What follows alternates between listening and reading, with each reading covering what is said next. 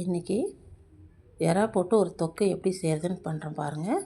மஞ்சள் போட்டு கழுவி வச்சுக்கிறேன். 1 கேஜி எறா, ஒரு வெங்காயம், இஞ்சி பூண்டு சீரகம் போட்டு ஒரு பேஸ்ட் பண்ணியிருக்கேன். ஒரு தக்காளி, 1 ஸ்பூன் மிளகாத்தூள், 1/2 ஸ்பூன் மஞ்சள் தூள், தேவையான அளவு உப்பு, 2 குழிக்கரண்டி எண்ணெய், கொஞ்சம் கொத்தமல்லி. கடாய் வச்சு கொஞ்சமாக எண்ணெய் ஊற்றி வெங்காயம் போட்டு வதங்கணும். நல்லா வதங்கணும். வதங்கின பிறகு இஞ்சி பூண்டு பேஸ்ட் போடலாங்க. ஒரு துண்டு, ஒரு பீஸு இஞ்சி, 10 பூண்டு பல், 1/2 ஸ்பூனு சீரகம் போட்டு பேஸ்ட் பண்ணி நான் இந்த பேஸ்ட்டை வச்சுக்கிறேன்.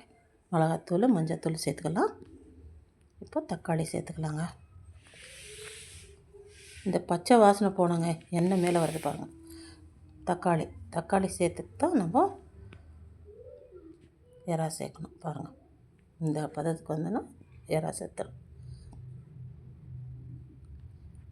இது 1 கேஜி எறா மஞ்சள் போட்டு நல்லா கழுவி அதுக்கப்புறம் எறா தொக்கு செய்யலாம் பாருங்கள்.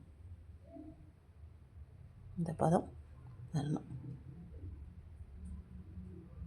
நல்லா மிக்ஸ் பண்ணிவிட்டு கொஞ்சமாக உப்பு போட்டு தேவையான அளவு உப்பு போட்டு தண்ணி ஊற்ற மாட்டோம்.